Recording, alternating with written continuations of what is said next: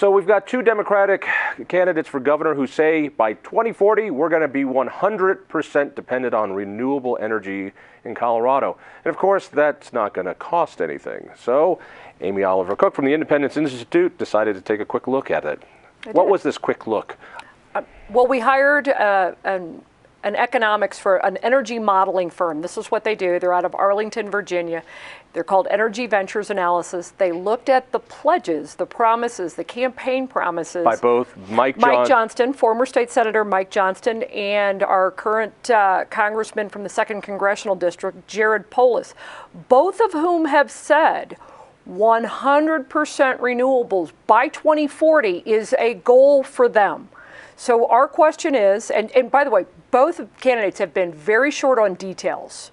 Not remarkably short on details. So you know what it reminds me of? First of all, it reminds me of a mayor we had once who said, in 10 years we're going to end homelessness permanently. Yeah. And homelessness only got worse.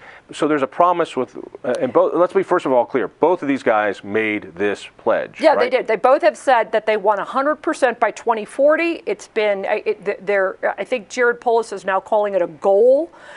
Mike Johnston actually said in a video that there would not be another fossil fuel-fired power plant permitted in the state if he is elected governor. Both of them have said this is their goal. This is where they want Colorado to be. 100% by 2040, a place that no state has ever gone. Fortunately, I'm hearing they're going to be able to do this and lower energy costs at the same time. Well, I have never seen that, ever. So that would be news. But this was actually really tough to do because, first of all, no state's ever put a price tag on it. Well, $44.88 billion. Excuse me? So it makes our Colorado care, government-dictated health care, actually look affordable when you put it up against this, whatever they're calling bold, ambitious goals for the state. All right, let me just be sure I'm clear.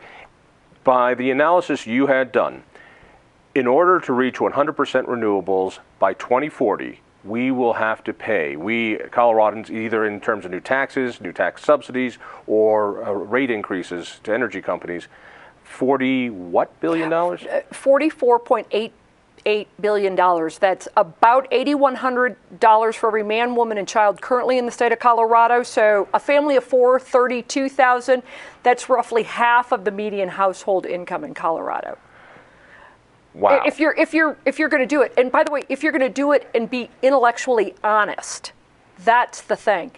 There are ways to do it where it'd be far cheaper, something called renewable energy credits, where you actually purchase the environmental attributes of wind and solar from another state. So we'd send money to Texas and to Oklahoma, and we would actually send Colorado, hardworking families from Colorado, their money would go to other states.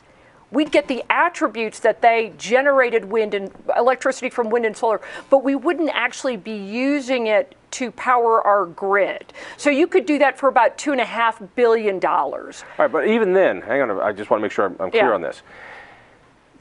At any particular time, there is a limited amount of power capacity. Right. And so the idea of buying credits, since we're not at 100%, we could buy somebody else's energy that's made from windmills or solar, but that means the level of total power in the country made by renewables stays the same. Right. So it means that Texas doesn't have as much renewables because we bought their renewables. Well, we bought it from them, but that electricity is actually going somewhere else. We didn't even have the power. We just bought the credit. We just bought the credit. Does Mother Nature know the difference when we buy credits instead of actually building renewables? Well, we would actually be, under that scenario, we'd still be using roughly 65% of fossil fuels would be used to power about 65% of the state. The point being 100% by 2040, if you're going to be intellectually honest about it, which means not another fossil fuel-fired power plant, which means retirement of all of our existing coal and natural gas fleet. It all goes, and then you have to ramp up predominantly industrial wind, utility-scale solar, some rooftop solar. And you'd also have to have residential battery storage, and you'd have to have utility scale battery storage, which, by the way, we don't even know if it exists right now. We're just assuming it will by 2040.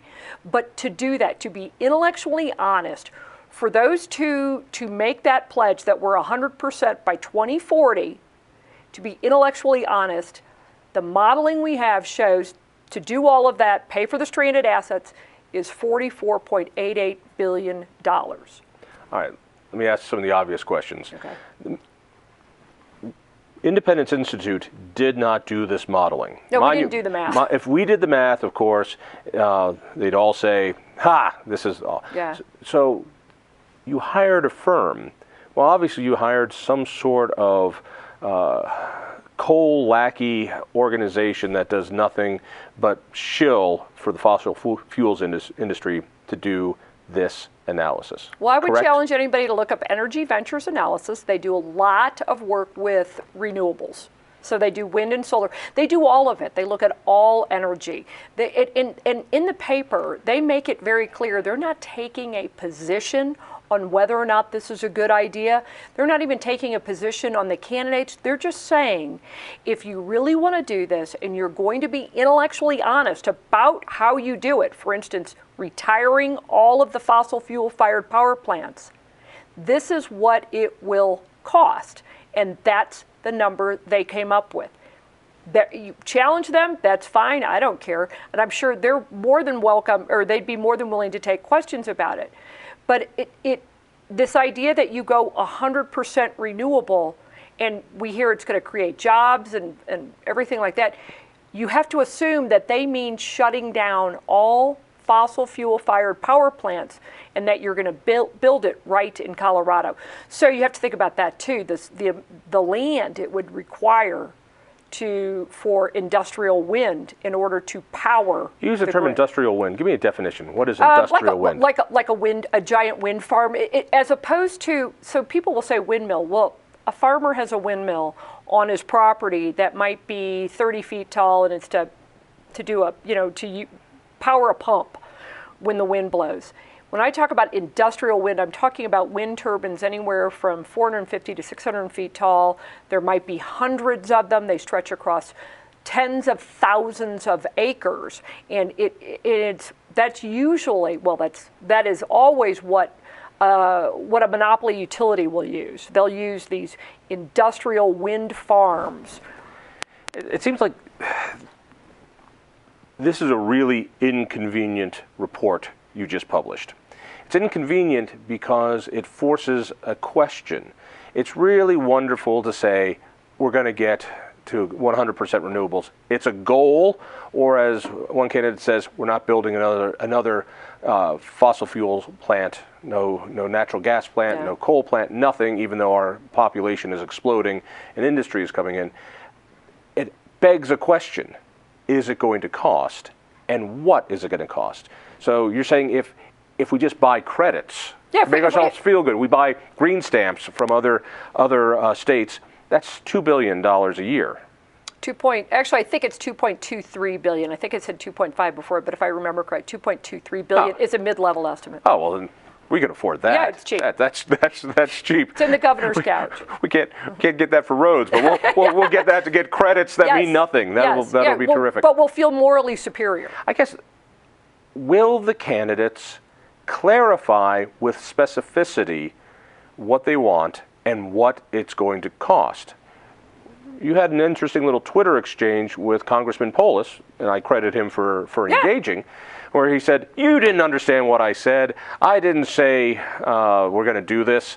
And I couldn't understand for the life of me what he said, because it didn't make sense. He said, we're going to do it by 2040, but it's not a promise, it's a goal, and we're going to lower costs by reducing regulations.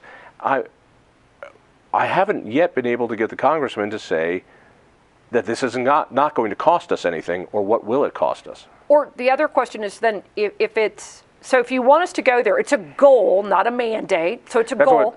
That's what Jared says. So it's a goal, and we even said promises, pledges, so it's their goal. They haven't come out and mandated it yet because neither one of them have been elected. Right. So it's their goal. So here's the point. If it's your goal, then how do you intend to achieve it? And by using rooftop solar or battery storage, well, then what we should be asking is, okay, so let's be honest. We know that won't get you there. So if your goal is 100% by 2040, how are you going to get there? Are you now going to require that individuals purchase solar panels and battery storage? They have been short on details, but mark my words, this is going to cost money. Well, and this forces a really uncomfortable conversation, because it's easy to say, vote for me, we're going to get to renewables. That sounds great. And for a huge demographic in Colorado, they're going to go, I like that. And they're going to say the next line, and we can do it without raising rates because of these great new technologies, and we can lead the nation in this, and that's going to be great. But then you have to ask, where has it been done? Show me so we can get a sense of the costs. And what state has gone 100% renewable? Only Hawaii has legislation.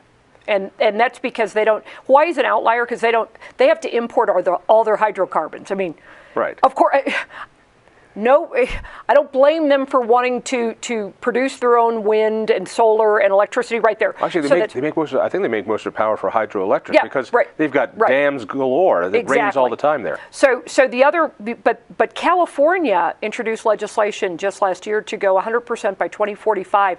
They killed the bill. By 2045. By 2045, they killed it because Loopy, California had a plan to do this 5 years later than Jared Polis's plan, and they backed off of it. We are trying to out crazy California. So we can do that. We're getting there. But here you asked a good question about, show me some place that's done it. Here's what I would say: show me a place that's done it where they've actually saved money.